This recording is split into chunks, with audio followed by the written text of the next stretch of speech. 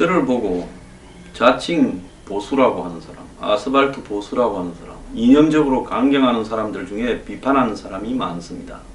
과거에 야당하다 넘어왔다, 김대중의 딸딸이다, 좌파다. 제가 경제개혁하고 재벌 대기업 중심의 한국의 경제를 철저하게 바꾸지 않으면, 부패구조를, 그들에서 발생하는 부패구조를 청산하지 않으면 대한민국은 앞으로 나가지 못한다. 서민과 중산층, 중소기업, 자영업자, 비정규직 위주로 경제를 개선해 가야 된다라고 이야기하면 좌파라고 이야기를 합니다. 자, 잘난 우파들, 왜 당신들은 김병준이 총리가 임명되어서는 안 된다고 말하지 않는 것입니까? 우파의 가치의 핵심은 무엇이라고 생각합니까?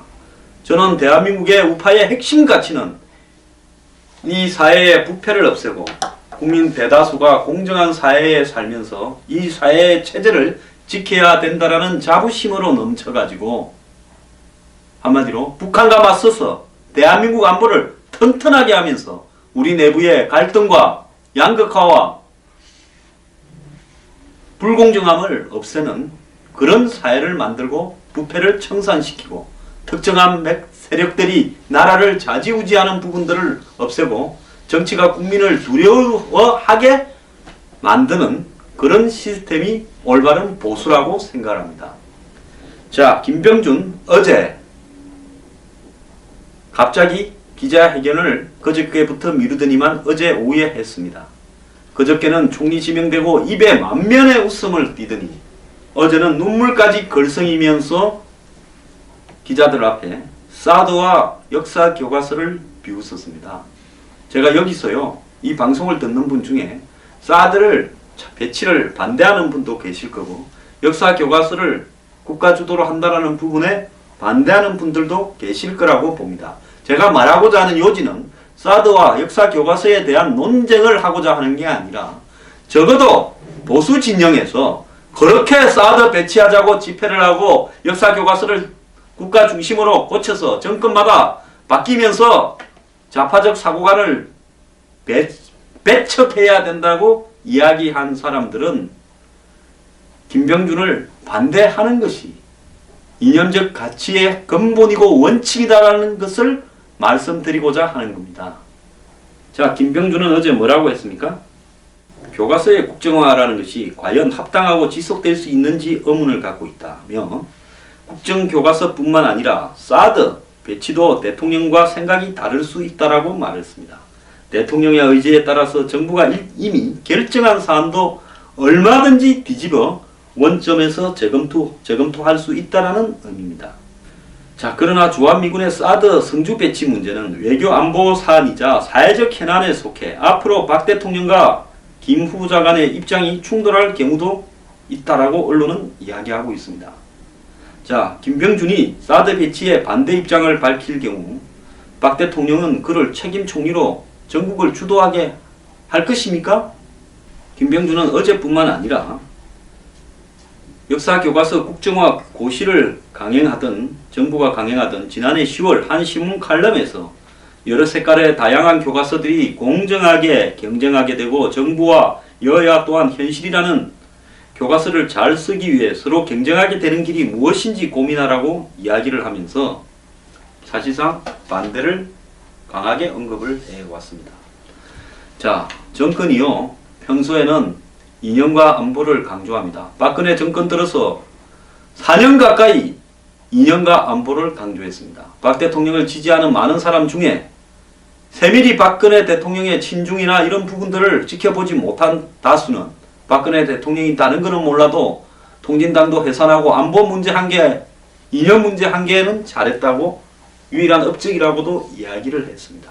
자, 그런데 이제 자기가 코너에 몰리니까 자기가 살자고 개헌을 이야기를 했습니다.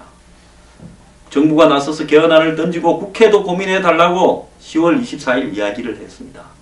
자, 개헌을 하게 되면 이현집정부제, 대통령 직선 내각제 이런 행태의 이름을 단 한마디로 권력을 분산시키는 시스템이 운영될 것이 틀림없는데 그렇게 개헌을 반대해 오다가 이제 최순실로 코너에 몰리니까 안보와 경제가 위험해질 수 있는 개헌을 자기 손으로 먹잇감으로 던졌습니다. 이제는 두 번째로, 그러고도 이 사태가 진정이 되지 않고 태블릿 PC가 터지고 두 번째 사과가 되고 나서 걷잡을 수 없게 국민의 분노가 폭발하니까 지지율이 5%까지 떨어지니까 노무현 정권에서 노무현 대통령의 이념적 한마디로 지표 구실을 하던 교수 출신의 김병준을 박정권이 데려다가 총리로 지명을 했습니다. 사실 박정권의 색깔로 보면 황교안 총리가 맞습니다. 코나에 몰렸다 하고 이제 황교안에게 문자로 통보하고, 이에 반발한 황교안이 이임식을 강행하겠다고 시호를 하더니만 국민의당 야당의 당대표로 거론되고 있고 결정을 기다리고 있던 사람을 데려와서 총리로 세우겠다 이야기를 합니다. 이것저것 국가를 운영할 역량이 안 되고 도저히 내가 한 일들을 생각을 할 때 본인은 본인이 한 일을 잘할 거 아닙니까? 틀렸다 싶으면 하야하는 게 답입니다. 그러면서 국가 안보와 경제는 살아야 된다고 말은 하고 가야 되겠죠. 안 그러면 끝까지 버티면서 싸우는 것이 원칙입니다. 자, 국민이 다 거부하면 그때는 도리가 없고 가야 되겠지요. 그렇지만은 갈 때 혼자 가지. 그동안에 강조해오던 이 정권의 기조라던 안보와 이념을 헌신짝 내던지듯이 나 좀 살겠다고 인질로 야당에 던져줍니까? 이건요, 보수도 아닙니다. 보수로 위장했던요, 부패 세력입니까? 이러면 됩니까? 제가 여태까지요, 그래도 헌정 질서를 존중하고 질서 있게 대각해야 된다고 이야기를 했지만, 김병준이 TV 앞에서 역사 교과서와 사드를 이야기하는 모습을 보고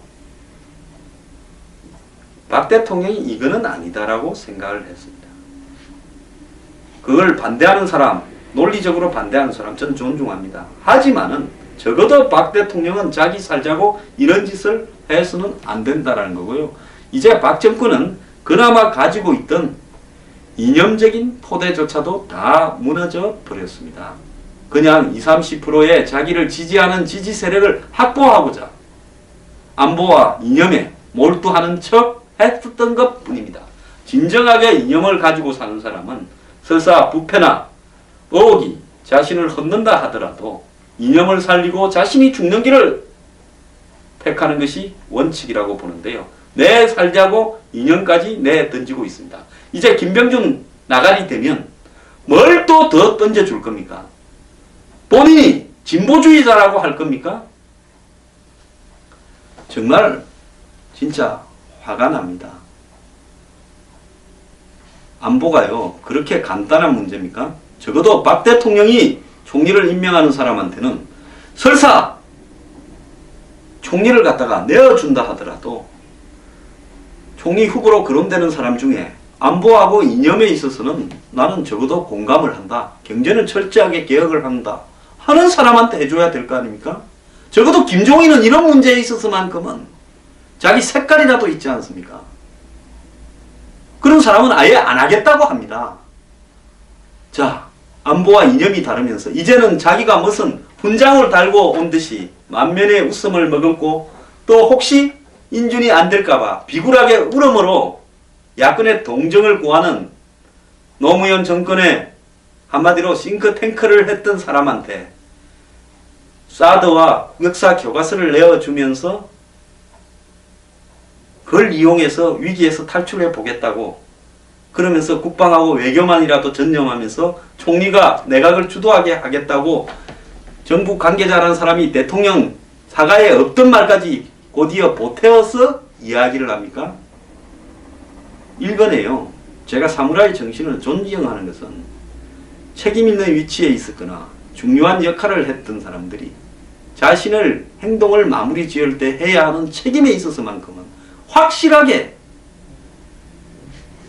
이 노블레스 오블리주를 보여준다는 겁니다. 제가 지난 일본 패망 하루 전이라는 영화에 일본의 육군상을 하면서 항복하는 데 있어서 군을 달래면서 또 항복을 하고자 하는 문민정부를 달래면서 양쪽에서 죽으라고 고생을 하고 군에 의해서는 온갖 욕을 다 들은 일본 마지막 육군상이요. 모든 일을 처리해놓고 항복 천황 녹음을 따놓은 다음에 집에서 술을 한잔하면서 스스로 배를 갈라 자살을 합니다. 적어도요, 높은 위치에 갔다면 그 높은 위치에서 자신의 행동에 책임을 지고 적어도 자기가 4년 내내 추구하고자 했던 이념에 대해서는 책임을 져야 되는 겁니다.